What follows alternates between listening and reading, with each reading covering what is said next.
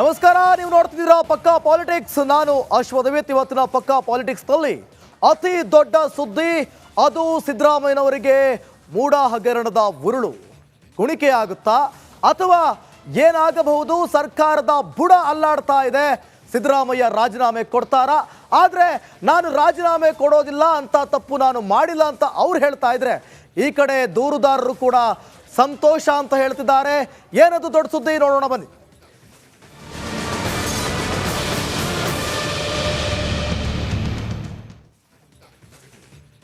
ಮೂಡ ಮುಳ್ಳಿಗೆ ಬೆದರಲ್ಲ, ರಾಜೀನಾಮೆ ಕೊಡಲ್ಲ. ರಾಜ್ಯಪಾಲರ ನಿರ್ಧಾರದ ಬಗ್ಗೆ ಮೊದಲೇ ಸುಳಿವಿತ್ತ. ಹಾಗಾದ್ರೆ ಕುರ್ಚಿ ಬಿಡದೆ ಸಿದ್ದರಾಮಯ್ಯ ರಾಜಕೀಯ ಪಟ್ಟು ಹಿಡಿದು ಕೂತ್ಕೊಂಡಿದ್ದಾರೆ. ಬಿಜೆಪಿ ನಾಯಕರ ವಿರುದ್ಧವೂ ಕೂಡ ಅಕ್ರಮದ ಆರೋಪಗಳಿವೆ ಅಂತೇಳಿ ಈಗ ವಿಪಕ್ಷದ ವಿರುದ್ಧ ಕೈ ಮಾಡಿ ತೋರಿಸ್ತಾ ಇದ್ದಾರೆ. ಈ ಮೂಡ ಮುಳ್ಳಿಗೆಲ್ಲ ನಾನು ಹೆದರಲ್ಲ, ಬೆದರೋದು ಇಲ್ಲ. ಹಾಗಾದ್ರೆ ರಾಜ್ಯಪಾಲರ ನಿರ್ಧಾರದ ಬಗ್ಗೆ ಮೊದಲೇ ಸುಳಿವಿತ್ತ ಸಿದ್ದರಾಮಯ್ಯನವರಿಗೆ. ಕುರ್ಚಿ ಬಿಡದೆ ಸಿದ್ದರಾಮಯ್ಯ ರಾಜಕೀಯ ಪಟ್ಟು ಹಿಡಿದಿದ್ದಾರೆ. ಬಿಜೆಪಿ ನಾಯಕರ ವಿರುದ್ಧವೂ ಕೂಡ ಅಕ್ರಮದ ಆರೋಪಗಳಿವೆ ಅಂತ ಹೇಳ್ತಿದ್ದಾರೆ. ಬಿಜೆಪಿಗರನ್ನ ಬಿಟ್ಟಿದ್ಯಾಕೆ ನೀವು? ನನ್ನ ವಿರುದ್ಧ ಯಾಕೆ ಕ್ರಮ ತೆಗೆದುಕೊಳ್ತಿದ್ದೀರಿ? ರಾಜ್ಯಪಾಲರ ನಡೆ ಬಗ್ಗೆ ಸಿಎಂ ಸಿದ್ದರಾಮಯ್ಯ ನೇರವಾಗಿ ಪ್ರಶ್ನೆ ಮಾಡಿದ್ದಾರೆ. ಫಸ್ಟ್ ರಿಯಾಕ್ಷನ್ ಕೊಟ್ಟಿದ್ದಾರೆ. ಏನು ಹೇಳಿದ್ದಾರೆ ನೋಡೋಣ. ಮೊದಲಿಗೆ ನಾವು ರಾಜೀನಾಮೆ ಕೊಡ್ತಕ್ಕಂಥ ಯಾವುದೇ ತಪ್ಪನ್ನು ಮಾಡಿಲ್ಲ. ಅವರು ತಪ್ಪು ಮಾಡಿರ್ತಕ್ಕಂಥವ್ರು, ಅವರು ಕಾನೂನು ಬಾಗಿರುವ ನಡ್ಕೊತಾ ಇರ್ತಕ್ಕಂಥವ್ರು, ಅವರು ಸಂವಿಧಾನ ಬಾಗಿರುವ ನಡ್ಕೊತಾ ಇರ್ತಕ್ಕಂಥವ್ರು. ಇವತ್ತು ರಾಜಭವನವನ್ನ ರಾಜಕೀಯ ದಾಳವಾಗಿ ಉಪಯೋಗಿಸ್ಕೊತಾ ಇದ್ದಾರೆ. ರಾಜಭವನನ್ನ ರಾಜಭವನದ ರಾಜ್ಯಪಾಲರು ಅವರು ಕೇಂದ್ರ ಸರ್ಕಾರದ ಕೈಗೊಂಬೆ ರೀತಿಯಲ್ಲಿ ಕೆಲಸ ಮಾಡ್ತಾರೆ. So the entire party and including the India Alliance stand united supporting my Chief Minister. We stand by him. There is no question of resignation. There is no point of resignation. He will be my Chief Minister. We will work together.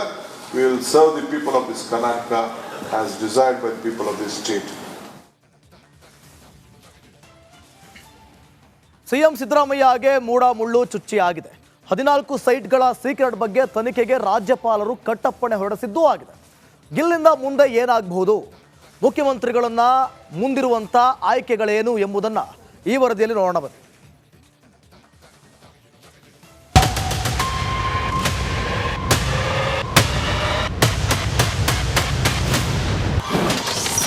ಮುಖ್ಯಮಂತ್ರಿ ಬುಡಕ್ಕೆ ಮೂಡ ಮುಳ್ಳು.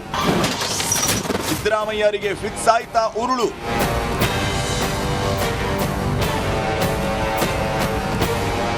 ರಾಜಕೀಯ ಕೆಸರೆರಚಾಟ, ಆರೋಪ ಪ್ರತ್ಯಾರೋಪ, ವಾಗ್ವಾದ, walk ಸಮರ ಎಲ್ಲವೂ ಕ್ಲೈಮ್ಯಾಕ್ಸ್ಗೆ ತಲುಪಿದೆ. ಮುಖ್ಯಮಂತ್ರಿ ಸಿದ್ದರಾಮಯ್ಯ ವಿರುದ್ಧದ ಮೂಡ ಪ್ರಕರಣವನ್ನ ಈಗಾಗಲೇ ಪ್ರಾಸಿಕ್ಯೂಷನ್ಗೆ ನೀಡಲಾಗಿದೆ.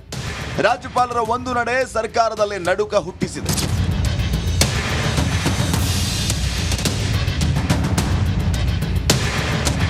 ರಾಜ್ಯಪಾಲರ ಈ ನಡೆ ಸರ್ಕಾರದಲ್ಲೇ ನಡುಕ ಹುಟ್ಟಿಸಿದೆ. ಪ್ರಾಸಿಕ್ಯೂಷನ್ ತನಿಖೆಗೆ ರಾಜ್ಯಪಾಲ ತಾವರ್ ಚಂದ್ ಗೆಹ್ಲೋಟ್ ಅನುಮತಿಯನ್ನ ಕೊಟ್ಟಾಗಿದೆ. ಇಲ್ಲಿಂದ ಮುಂದೆ ಏನ್ ಮಾಡಬೇಕು ಅನ್ನೋ ಚರ್ಚೆ ಕಾಂಗ್ರೆಸ್ ವಲಯದಲ್ಲಿ ಸಂಚಲನ ಸೃಷ್ಟಿಸ್ತಾ ಇದೆ. ಇಡೀ ಪ್ರಕರಣ ಮುಂದೆ ಯಾವ ದಿಕ್ಕಿನತ್ತ ಸಾಗಬಹುದು ಅಂತ ನೋಡೋದಾದ್ರೆ, ಮುಂದೇನಾಗುತ್ತೆ? ಮೂಡ ಕೇಸ್ ಜನಪ್ರತಿನಿಧಿಗಳ ವಿಶೇಷ ನ್ಯಾಯಾಲಯಕ್ಕೆ ಅರ್ಜಿ ಸಲ್ಲಿಸಲಾಗುತ್ತೆ. ಪ್ರಾಸಿಕ್ಯೂಷನ್ಗೆ ಅನುಮತಿ ನೀಡಿದ ಆಧಾರದ ಮೇಲೆ ಕೋರ್ಟ್ ಮೊರೆ ಹೋಗಲಾಗುತ್ತೆ. ಜನಪ್ರತಿನಿಧಿಗಳ ಸ್ಪೆಷಲ್ ಕೋರ್ಟ್ನಲ್ಲಿ ಅರ್ಜಿ ವಿಚಾರಣೆ ನಡೆಸಲಾಗುತ್ತೆ. ಪೊಲೀಸರು ಲೋಕಾಯುಕ್ತಕ್ಕೆ ಪ್ರಕರಣ ದಾಖಲಿಸುವಂತೆ ಆದೇಶಿಸುವ ಸಾಧ್ಯತೆ ಇದೆ. ನಂತರ ಕೇಸ್ ದಾಖಲಿಸುವಂತೆ ಸ್ಪೆಷಲ್ ಕೋರ್ಟ್ ಆದೇಶ ನೀಡಬಹುದು. ಇಷ್ಟೆಲ್ಲ ಆದ್ಮೇಲೆ ಲೋಕಾಯುಕ್ತ ಪೊಲೀಸ್ ಠಾಣೆಯಲ್ಲಿ ಕೇಸ್ ದಾಖಲಾಗುತ್ತೆ. ಲೋಕಾಯುಕ್ತ ಅಧಿಕಾರಿಗಳು ಈ ಬಗ್ಗೆ ತನಿಖೆಯನ್ನು ಆರಂಭಿಸುತ್ತಾರೆ. ಇತ್ತ ಸಿದ್ದರಾಮಯ್ಯ ರಾಜೀನಾಮೆ ನೀಡುವಂತೆ ಒತ್ತಡ ಆರಂಭ ಆಗುತ್ತೆ.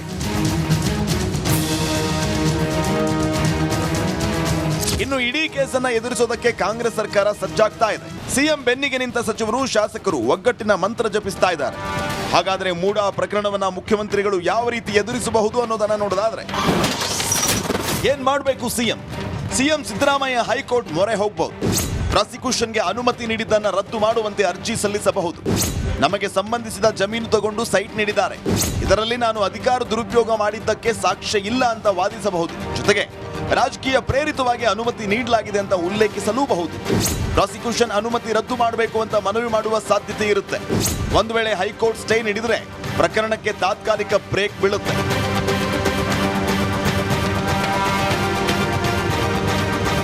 ಹೂಡಾ ಕೇಸ್ನ ಪ್ರಾಸಿಕ್ಯೂಷನ್ ಉರುಳು ಎಲ್ಲವನ್ನು ತಿರುಮುರು ಮಾಡೋ ಎಲ್ಲ ಲಕ್ಷಣಗಳು ದಟ್ಟವಾಗ್ತಾ ಇದೆ.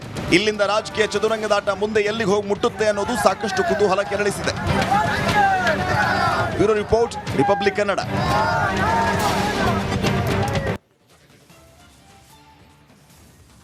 ನೋಡಿ, ಇಷ್ಟೆಲ್ಲ ಸಂದರ್ಭ ಎದುರಾಗಿರುವಂಥದ್ದು, ಸಿದ್ದರಾಮಯ್ಯನವರಿಗೆ ಈಗ ಸಂಕಷ್ಟ ಎದುರಾಗಿರುವಂಥದ್ದು ಈ ಮೂಡ ಹಗರಣ. ಸೊ ಏನಿದು ಮೂಡ ಹಗರಣ? ಮೂಡ ಹಗರಣದ ಬಗ್ಗೆ ಒಂದೊಂದಾಗಿ ನಾವು ನೋಡ್ತಾ ಹೋಗೋಣ. ಈಗ ಮೊದಲಿಗೆ ಮೂಡ ಕೇಸ್ನಲ್ಲಿ ಅಕ್ರಮವಾಗಿ ಸೈಟ್ ಪಡೆದಂಥ ಆರೋಪ ಯಾವ ರೀತಿಯಾಗಿ ಪಾರ್ವತಿ ಸಿದ್ದರಾಮಯ್ಯನವರ ಹೆಸರಿನಲ್ಲಿ 14 ಮೂಡ ಸೈಟ್ಗಳಿವೆ. ಅವರ ಹೆಸರಿಗೆ ಈ 14 ಮೂಡ ಸೈಟ್ಗಳು ಬಂದಿದ್ದು ಹೇಗೆ ಅನ್ನುವಂಥ ಪ್ರಶ್ನೆಗೂ ಉತ್ತರವನ್ನು ನಾನು ಹೇಳ್ತಾ ಹೋಗ್ತೀನಿ. ಸೈಟ್ ಪಡೆಯುವಲ್ಲಿ ಸಿದ್ದರಾಮಯ್ಯ, ಅಂದರೆ ಮೂಡ ಸೈಟನ್ನು ಪಡೆಯುವಲ್ಲಿ ಸಿದ್ದರಾಮಯ್ಯ ತಮ್ಮ ಅಧಿಕಾರದ ದುರ್ಬಳಕೆ ಮಾಡಿಕೊಂಡಿರುವಂಥ ಆರೋಪ, ತಮ್ಮ ಪ್ರಭಾವವನ್ನು ಅವರು ಬಳಸಿದ್ದಾರೆ ಅನ್ನುವಂಥ ಆರೋಪವೇ ಈಗ ಅವ್ರ ಮೇಲಿರೋದು. ಈ 14 ಸೈಟ್ಗಳನ್ನು ಪಾರ್ವತಿ ಸಿದ್ದರಾಮಯ್ಯನವರ ಹೆಸರಿಗೆ ಮಾಡಿಸಿದ್ದಾರೆ ಅಂಥೇಳಿ. ಮೈಸೂರಿನಲ್ಲಿ ಕೆಸರೆ ಅಂತ ಒಂದು ಗ್ರಾಮ ಇದೆ. ಅದೊಂದು ಸಿಟಿಗೆ ಹತ್ತಿರವಾಗಿರುವಂಥ ಒಂದು ಹಳ್ಳಿ ರೀತಿ ಇರುವಂಥ ಗ್ರಾಮ. ಸುಮಾರು ಅಲ್ಲಿ 3.25 ಎಕರೆ ಭೂಮಿ ಸ್ವಾಧೀನ ಆಗಿತ್ತು. ಯಾರ್ದು? ಸಿದ್ದರಾಮಯ್ಯನವರ ಆಸ್ತಿ ಅದು. ಸಿದ್ದರಾಮಯ್ಯನವರ ಆಸ್ತಿ ಅದು 3.25 ಎಕರೆ. ಪಾರ್ವತಿ ಸಿದ್ದರಾಮಯ್ಯನವರ ಭೂಮಿಯನ್ನು ಮೂಡ ಸ್ವಾಧೀನಪಡಿಸಿಕೊಂಡಿದ್ದು. ಅದರ ಪರವಾಗಿ ಮೂಡ ಸ್ವಾಧೀನಪಡಿಸಿಕೊಂಡಂಥ ಭೂಮಿಗೆ ಬದಲಾಗಿ 14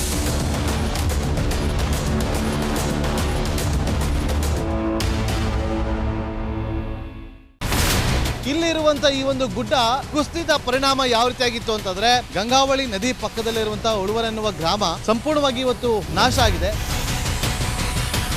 ಮನೆ ಮಠ ಏನಿಲ್ಲ, ಎಲ್ಲ ಹೋಗ್ಬಿಟ್ಟಿದೆ. ಇವತ್ತು ರಿಪಬ್ಲಿಕ್ ಕನ್ನಡ ಮಾಡಿದಂತ ಒಂದು ವರದಿಯಿಂದಾಗಿ ಎಚ್ಚೆತ್ತುಕೊಳ್ಳುವಂತ ಕೆಲಸ ಸರ್ಕಾರ ಮಾಡಿದೆ, ಸಚಿವರು ಕೂಡ ಮಾಡಿದ್ದಾರೆ. 2 ಗಂಟೆಗೆ ಸುದ್ದಿ ಮೂಡಿಸಿದ್ದು 6 ಗಂಟೆಗೆ ಎಲ್ಲ ಸಚಿವರು ಮಿನಿಸ್ಟರ್ ಎಲ್ಲ ಬಂದು ಇಲ್ಲಿ ನೋಡೋಗಿದ್ದಾರೆ.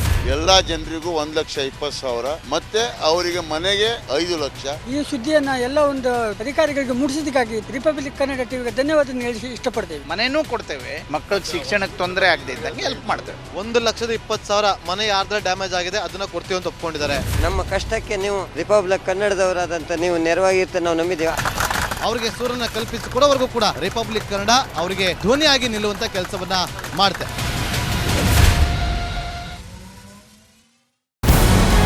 ನಮಸ್ಕಾರ, ಕರ್ನಾಟಕ ಪ್ರೈಮ್ ಟೈಮ್ಗೆ ಸ್ವಾಗತ. ನಾನು ಜಯಪ್ರಕಾಶ್ ಶೆಟ್ಟಿ. ಇಡೀ ಕರ್ನಾಡು ಇವತ್ತು ರೆಬೆಲ್ ಆಗಿ ನಿಂತಿದೆ. ಈ ಹಗರಣಗಳನ್ನು ಸದನದಲ್ಲಿ ಪ್ರಸ್ತಾಪ ಮಾಡಲು ಕೂಡ ಕಾಂಗ್ರೆಸ್ ಹಿಂದೇಟು ಹಾಕಿದ್ದೇಕೆ? ನಿಮ್ಗೆ ಸಂಬಳ ಅದಕ್ಕೆ, ನಿಮಗೆ ವಾಹನ ಅದಕ್ಕೆ, ನಿಮಗೆ ವೆಪನ್ ಅದಕ್ಕೆ, ನೀವು ಅದನ್ನು ಸೆರೆ ಹಿಡಿಬೇಕಾಗಿತ್ತು. ನೀವು ವಿದ್ಯುತ್ ಬರ ಇದೆ ಅಂತ ಹೇಳ್ತಾ ಇದ್ದೀರಿ, ಎಲ್ಲಿ ಬರ ಇದೆ ನೀವು ಹೇಳಬೇಕು. ಪಾಕಿಸ್ತಾನ್ ಆಕ್ಯುಪೈಡ್ ಕಾಶ್ಮೀರ್ ಅದು ಎಂದೆಂದಿಗೂ ನಮ್ಮದು. 40 ಮೆಷಿನ್ಗಳು ತಂದಿತ್ತು ನೋಟ್ ಎಣಿಸುವುದಕ್ಕೆ, ಅದೇ ಹಾಳಾಯಿತು. ಮಥುರಾದ ಗಲಾಟೆ ಇದೆಯಲ್ಲ, ಅದು ಸ್ಥಳೀಯವಾಗಿ ಕೂತು ಪರಿಹರಿಸಬಹುದಾದಂಥ ಕಾನೂನಿದೆ. ಗ್ಯಾರಂಟಿ ಯೋಜನೆಯಿಂದ ನಷ್ಟ ಆಗಿದೆ, ಲಾಭ ಆಗಿದೆ, ದಯವಿಟ್ಟು ಹೇಳಿ. Dawood Ibrahim most wanted criminal ಯಾವಾಗಾದ ಅಂದರೆ ಇಲ್ಲಿ ತನಕ ಭಾರತ ದೇಶದಲ್ಲಿ ಓರ್ವ ದಲಿತ ಪ್ರಧಾನಿಯಾದಂಥ ಇತಿಹಾಸವೇ ಇಲ್ಲ.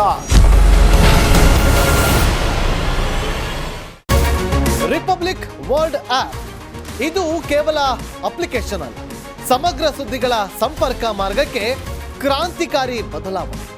ರಿಪಬ್ಲಿಕ್ ವರ್ಲ್ಡ್ ಆಪ್ ಕೇವಲ ಸುದ್ದಿ ಅಪ್ಲಿಕೇಶನ್ ಅನ್ನ ಪರಿಚಯ ಮಾಡ್ತಾ ಇಲ್ಲ, ಬದಲಾಗಿ ಡಿಜಿಟಲ್ ಸುದ್ದಿ ಬಳಕೆಯ ಹೊಸ ಯುಗಕ್ಕೆ ನಾಂದಿ ಹಾಡ್ತಾ ಇದೆ.